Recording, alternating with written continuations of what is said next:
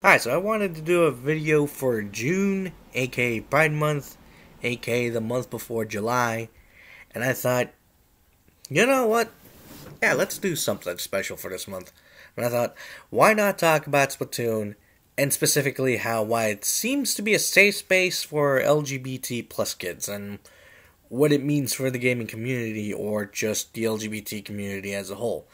And before you ask, no, I don't normally wear this. I just thought I'd look good in this. So grab your little buddies and pump up your kicks. We're super jumping our way straight into this. So the first place I think we should start with is with context, i.e., how the whole thing fits within the game. The most obvious example of an LGBT relationship has to include Pearl and Marina from Splatoon 2. Now, there wasn't really much in terms of, an explicit gay relationship in the original vanilla Splatoon 2 game, but in the Octo expansion DLC, the relationship really developed more as we become more aware of their history, just how deep their relationship goes, and all that. And look at that nuzzling. That is not straight nuzzling. That's lesbian nuzzling right there. Nintendo pretty much soft confirms it and has. Like, Nintendo might as well just soft confirm it, although it pretty much has at this point. However, they're not the only characters involved here. There's also, the player avatar. Now, in most video games, the player character is either someone with an established personality, history, background, or is just given some superficial characteristics that might as well be negligible to and replaced with a player. Think Soap and Ramirez from the Modern Warfare series. Sometimes you do get a collaborative experience, like say with Bell from the Black Ops Cold War series. I don't know, if you're asking why I'm using so many Call of Duty examples, that's just the game I'm most familiar with.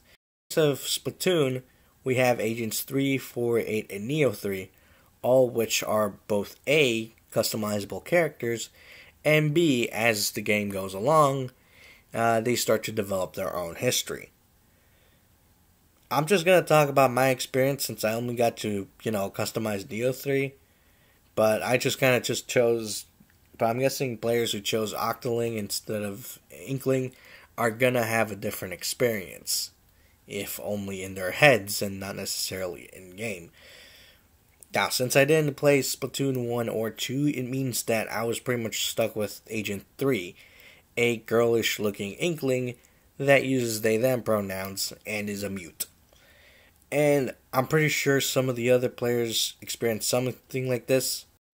I mean, when the hairstyles are no longer segregated by gender, it becomes a little bit easier to digest the idea that we have a non-binary Inkling character.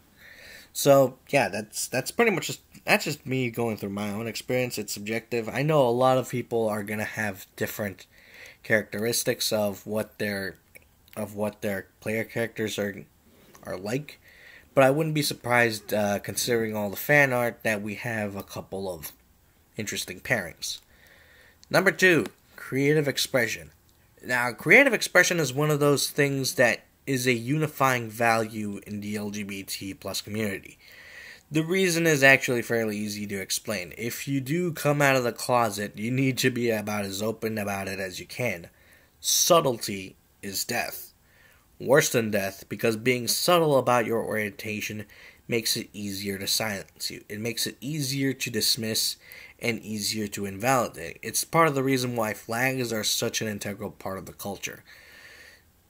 And the most obvious form of creative expression in the game is the PictoChat style hub posts, which lets players see your drawings and if they're popular, post them as graffiti in-game. And as you can see on the screen right now, Nintendo doesn't really consider LGBT subject matter as grounds for censorship. And some of these have become very popular. There's also, of course, lockers, which are another avenue kids express themselves. And, of course, the outfits themselves. You'll notice most of the outfits fall under the category of teenage rebel, while others are more eccentric and others are just simple. Like, they're literally just t-shirts with a logo on it. Some people just like a piece of clothing because of the color, others just because it becomes part of an outfit. Like, look at this one. I call it my urban samurai outfit. Number 3, accessibility. Now the way the game works is fairly simple. You paint the map in your team's color, and the team with the most coverage wins. Which means you can play in full combat and engaging with the enemy team in skirmishes, or you can pull a full Desmond Doss and play passively, inking uncontested areas. Inking the base has pretty much become the default advice given to beginners. And with a variety of weapons available, your style of play can vary and accommodate multiple player types. There's also things that the game kind of subtracts that makes the game a little bit more accessible, primarily the lack of voice chat. It does seem like a downgrade, but then you gotta consider the fact that this is an E10 game. I mean, could you imagine the amount of unfiltered crap a kid could get exposed to this? I mean, I grew up in the Xbox Live Black Ops 2 era. There's a lot of foul stuff that is spoken in those lobbies. Can you speak up a little bit, kid? I can't hear you. I'm speaking up Get the little cock out your mouth and speak up, bitch. I'm sorry, let me tell you my... Hey, get the cock out of your mouth and speak up a little bit, kid. I can't... Hold on a second, I got you. You told you. You're thinking your dad's ass next, you fuck. I'll make you You're fucking... Anyways, the game gives you other things like information on your team and enemy team's weapons, button prompts on the D-pad, and some players have improvised other forms of communication. Think squid parting and just using simple intuition.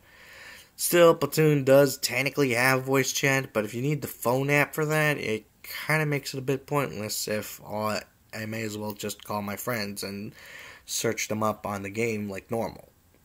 But hey, that's just how Nintendo does things, apparently. So, yeah, pretty much long story short, the game is kind of gay. And so what?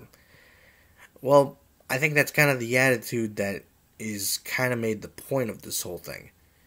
Okay, I'm going to expose myself a little bit. Just understand that what I'm about to describe is something that's more of an internal thing rather than an external thing. Basically, I grew up being kind of a homophobe. Yeah, you know, the kind that thought gays were one summer camp away from seeing the light. Yeah, you know, the kind of guy where if I went back to middle school, I would kick that kid's ass. Anyways, it wasn't until I actually started meeting more people in the community, i.e. classmates, and then later co-workers, that my attitude towards the LGBTQ community actually started to change. That I recognized them as just weirdos that want to live their lives and find happiness. The kind whose pursuit of which is expressed as an unalienable right. And as a fellow weirdo, I too would like to see them happy, even if it does end up being in a way that I won't fully understand. And as it turns out, playing a silly little game where we play as teenage children of Cthulhu in paintball scrims makes us just happy enough to see eye to eye. And while I'm technically a straight cis male for the moment, i.e. the social default, turns out there is a flag for me to party with. Look at that, that's gonna look good on a Velcro patch.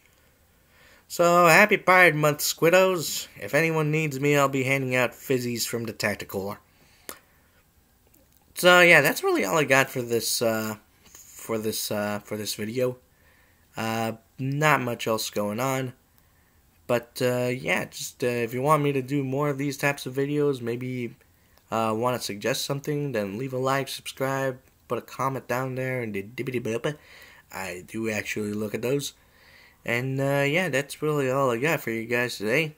Until then, this is me saying Happy Pride and thank you for being smart. Sayonara.